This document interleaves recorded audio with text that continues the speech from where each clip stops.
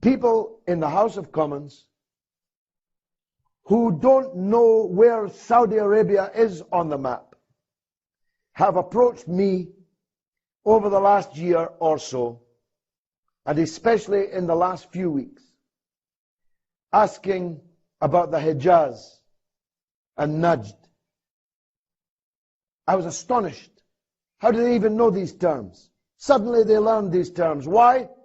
Because already they're thinking, maybe we have to divide what is called Saudi Arabia. The second ploy is to create an entirely false dichotomy between the Arabs and Iran.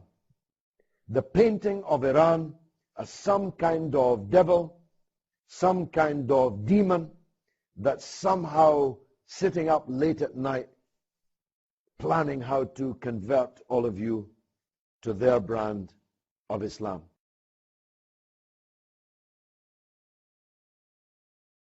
The zoological metaphor, the elephant in the corner of the room, which I haven't yet mentioned, is sectarianism.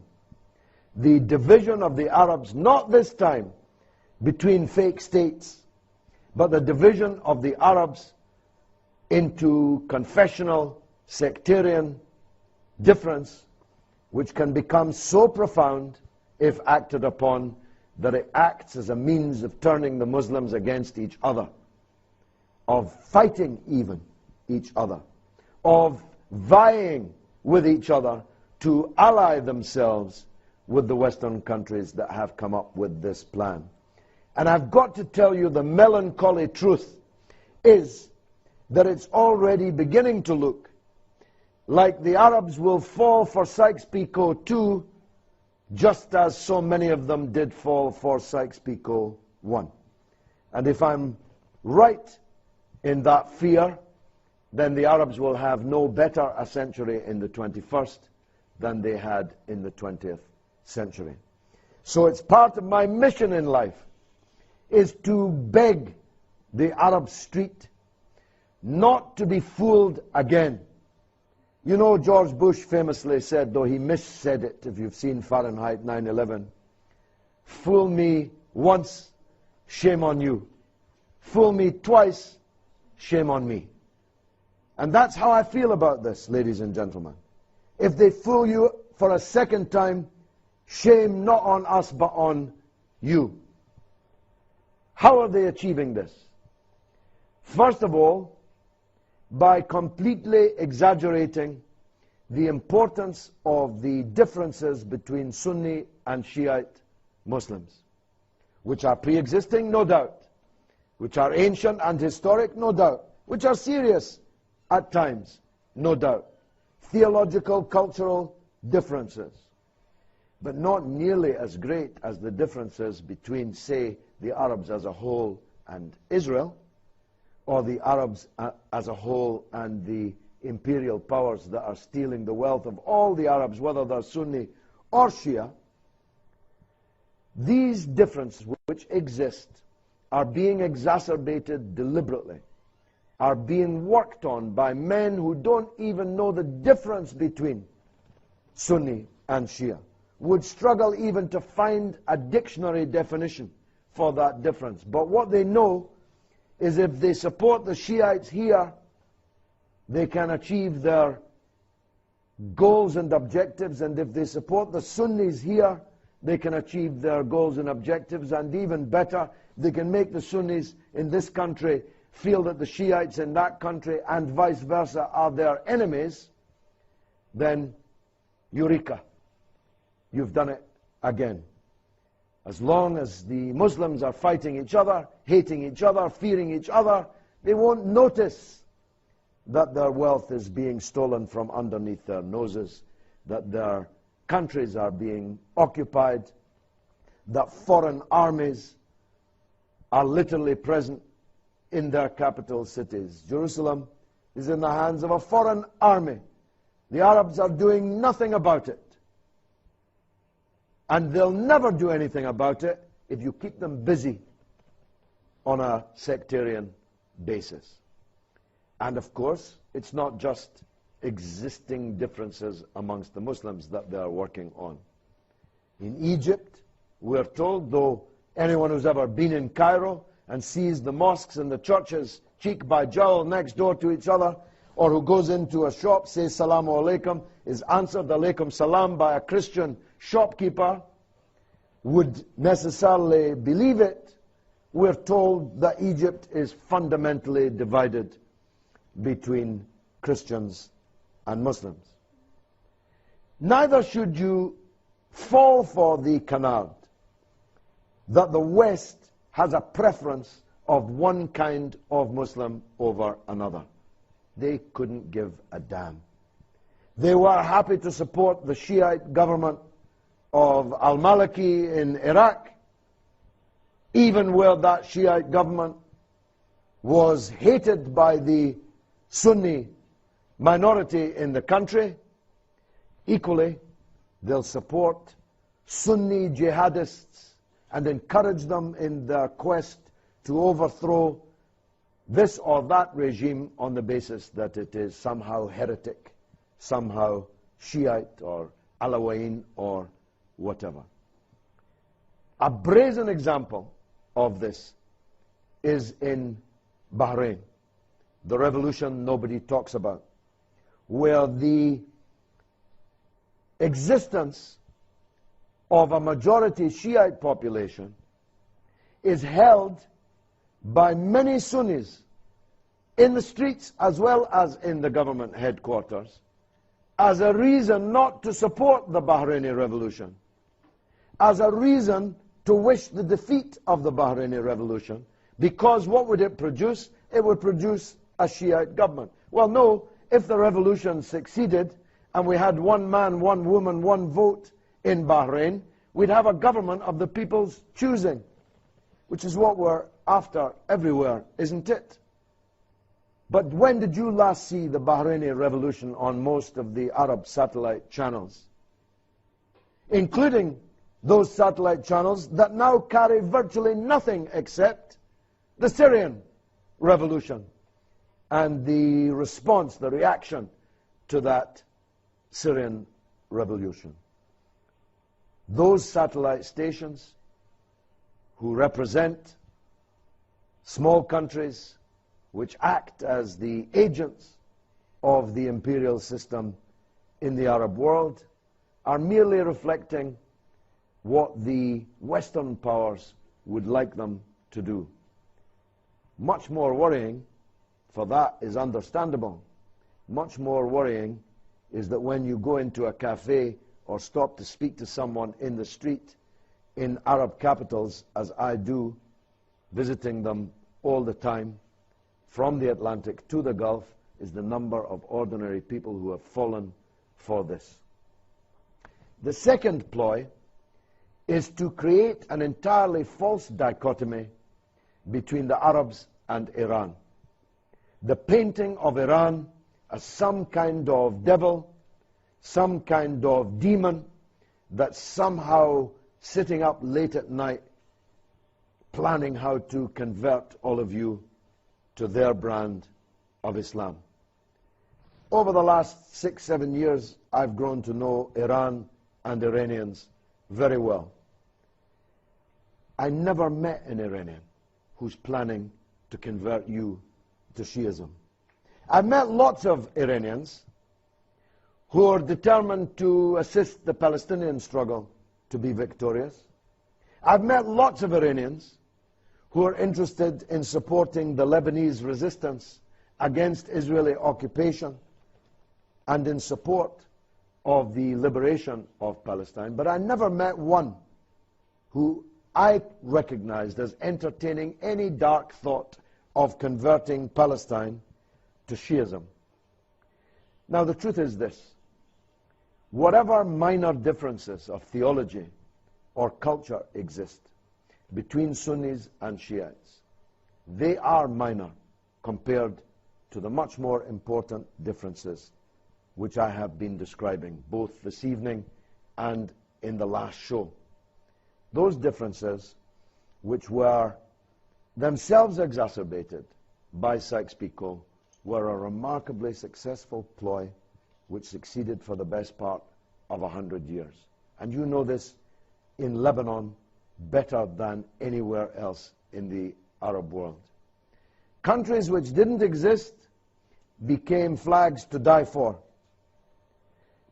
People who once were Arabs from Bilad al-Sham were turned against each other on the basis of nationalities given to them by others, and within that, of ethnicities and confessional and sectarian identities, which existed, of course, when this whole area was Bilad al-Sham, but which have been elevated to a point where they're worth dying for, where even the Sykes-Picot national identity is sublimated, becomes secondary to the sectarian identity.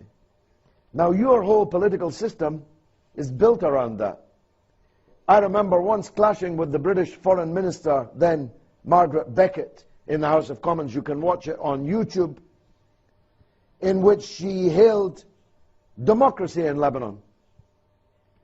Well, I said, up to a point, but of course, there's not actual democracy in Lebanon, is there? If there was actual democracy in Lebanon, Said Hassan Nasrallah would be the president. But he can't be the president, because he's not a Christian. Okay, he'd be the prime minister. No, he can't be the prime minister, because he's a Sunni. He can't even be the Speaker of the Parliament, because he's not a member of the Parliament. But you get the point that I'm making. Sectarianism has been actually built in to your constitution. And of course you can't have a census, because a census would reveal the actual balance of confessionalism, of sectarianism in the country, and that would make the whole problem worse. Now, don't get me wrong, I love Lebanon. I'd much rather be in Lebanon than anywhere else in the world, actually, never mind the Arab world. But I'm making the point to you that if you're honest, you'll agree that Lebanese politics is driven by confessionalism, by sectarianism. And I lived here in Fakani when the streets were running with blood in 1977, shed in part on a confessional basis. And I'm here to argue with you that you should avoid this Sykes-Picot too at all costs. Because it's going to lead to the breakup of your countries. It's going to lead to alliances which become ossified, almost like the East-West Cold War divide, which divided Europe for more than half a century. You're going to be encouraged in Orwellian terms in the novel 1984. You'll remember how Big Brother used to appear on everybody's screen every day for an hour of hatred, to whip up the hatred of the people against the other, so that they didn't bother themselves asking how come Big Brother is ruling over us here in our own country. That's what it's going to lead to. And it may even lead to war. Which brings me to Syria.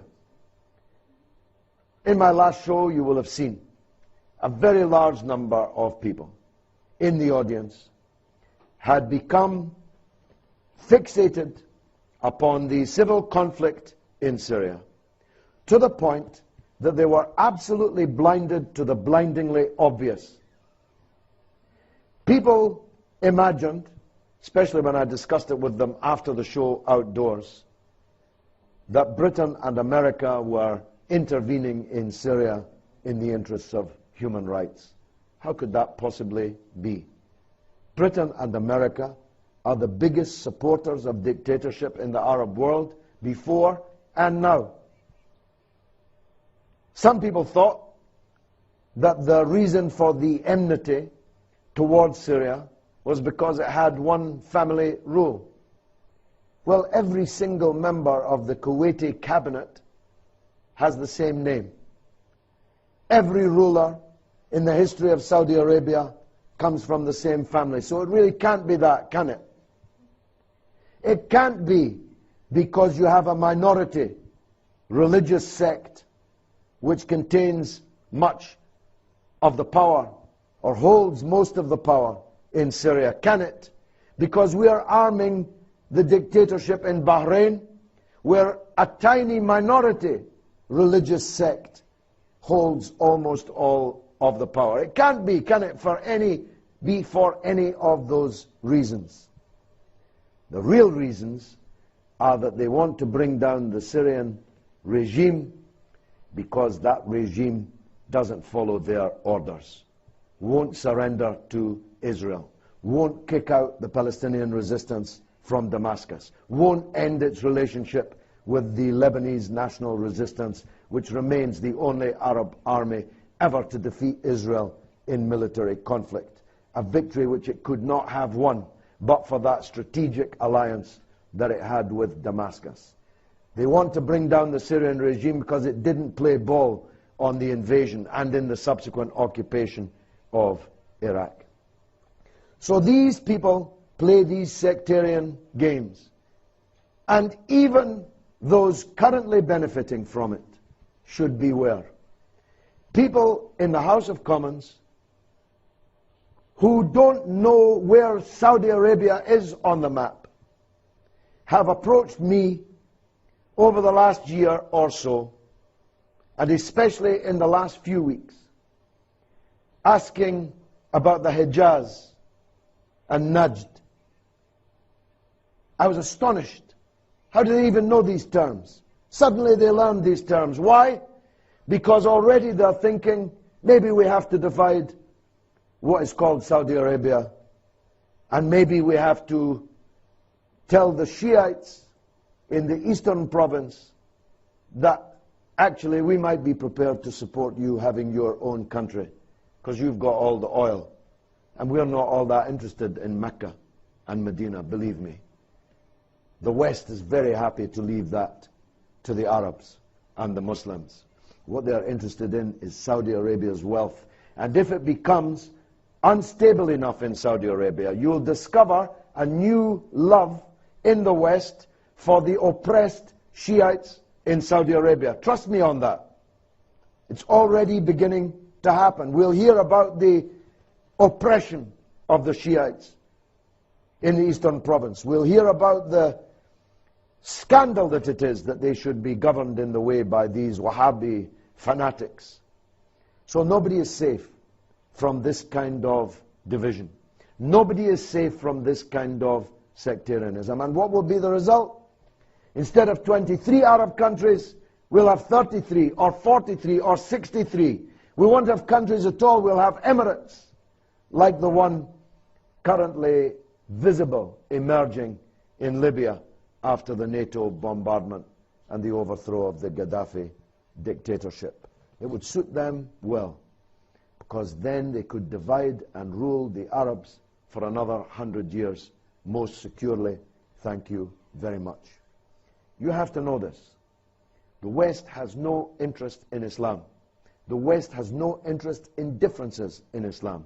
The West has no differences no interest in the situation of Christians in the Middle East.